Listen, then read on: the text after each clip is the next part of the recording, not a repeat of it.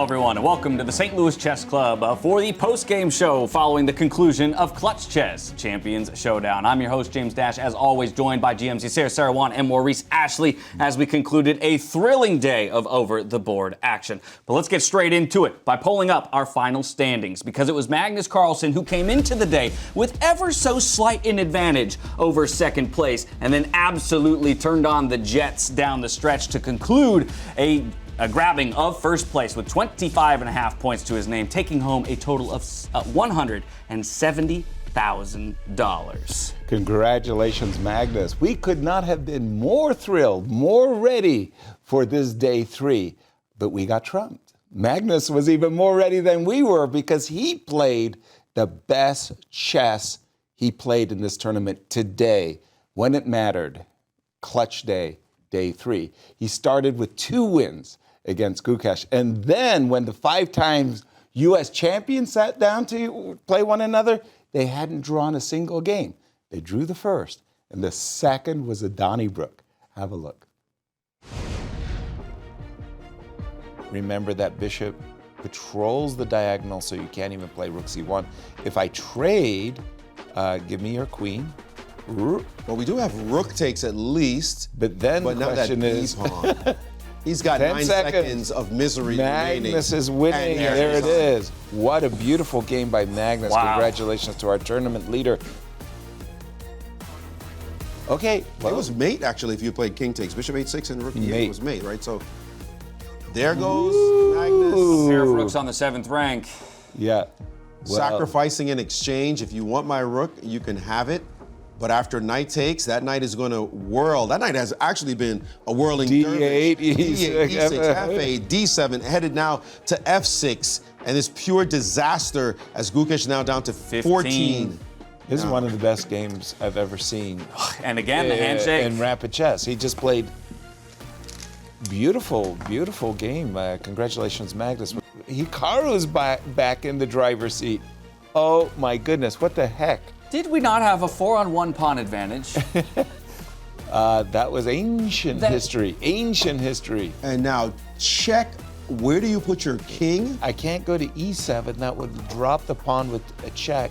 Can't go to e6. That would invite rook to a6. And he's losing again. His Hikaru's last move was not the best. He had to take on e2. And now suddenly Fabi's back. He's going to be able to put his rook on b6. No, that and was, check, and the king is being hunted. There's mate on the board, mate 7. Rook to d3 mate, rook to d3 check. And he's found it. He's found it. And that's it. Wow. He has won. Oh, finish between Fabiano Caruana and Hikaru Nakamura. I mean, trading blows back and forth. You saw the eval bar swinging, but it will be Fabiano who gets it over the line. It wasn't pretty, but he'll get the 3 points. Coming out of that first round of the day, Magnus Carlsen, he set a blistering pace for the rest of the pack. But Fabi did keep himself within striking distance in that initial round against Hikaru Nakamura. So, Maurice, that's where all eyes fell on the second round of the day. Fabi on one side and Magnus on the other. Indeed, and that was really the one that decided it all, because Fabi had to at least defeat Magnus in the mini-match. But the world #1 player came in to today with one mission on his mind. It was to sweep the field. In the first game, he dominated his opponent, just put him in a squeeze, a Maruxi bind that Fabi never fully got out of. And Magnus was able to win that game, and then in the second game, Fabi had to give it his all because no way a draw was going to be enough, and he was punished for it by Magnus. Take a look at the video. A winning king and pawn endgame. Oh, he could even, right, the king and pawn ending would be disastrous. There it is. There it is, b7. One away from queening. So what do we mean king and pawn endgame? Rook b1, rook b5. Trade rooks, king to c7, king to c5, and Magnus will go after the g6 pawn. Now he gets to save, and that's the game. Wow. Well done, Magnus. He knows he's moments away from resigning. He'd love to put his knight on b6 maybe and do something, but even that doesn't help because of a check. Here we go. Magnus just needs to bring his king closer because knight b6 doesn't do anything because of this rook move. And now king moves, And here comes the king, one step closer. To the A pawn. And knight b6 will be met by king to c7.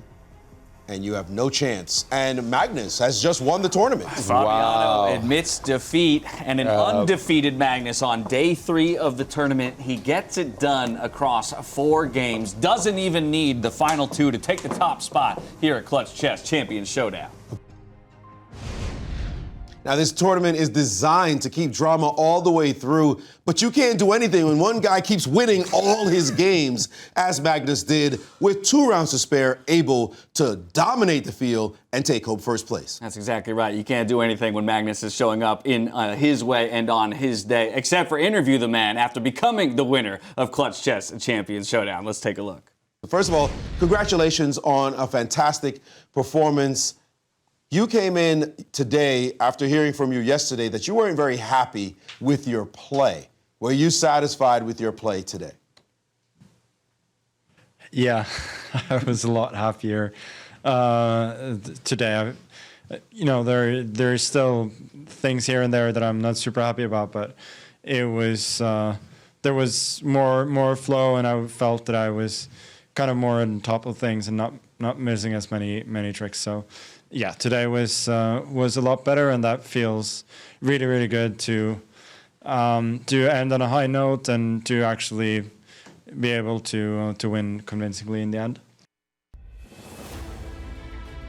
A much-deserved championship title here for Magnus Carlsen, your 2025 Clutch Chess and Champions Showdown winner, and a sweet $170,000 going home with him. But yeah, where did all that extra money came from? Exactly. Because first place was only taking home $120. Well, guess what? He got a whole bunch of bonus from his wins, of course. But every single draw throughout this 3-day tournament added to this Champions jackpot a total of $28K to go alongside the 22 that he wrapped up in his decisive wins to make 50 added to the 120. And that's how you get to a beautiful 170. Here's how it all finished. Magnus Carlsen up top the table as the world #1 and the #1 in this tournament. Fabiano Caruana would wrap up second place. His countryman in Hikaru Nakamura snagging third, and Gukesh Domaraju taking fourth. Gukesh will be out the door fast as he's on his way home. Wouldn't be surprised if he's already on the plane. It never ends for these guys, but it does end for us here in St. Louis at the conclusion of Clutch Chess Champions Showdown. We appreciate you all coming along this journey with us. We hope to catch you for the next one. And on behalf of myself, the other casters, and the entire broadcast crew, thank you for joining us. We'll see you next time. Until then, stay healthy, stay safe, and be good to each other. Good night. Good night from St. Louis.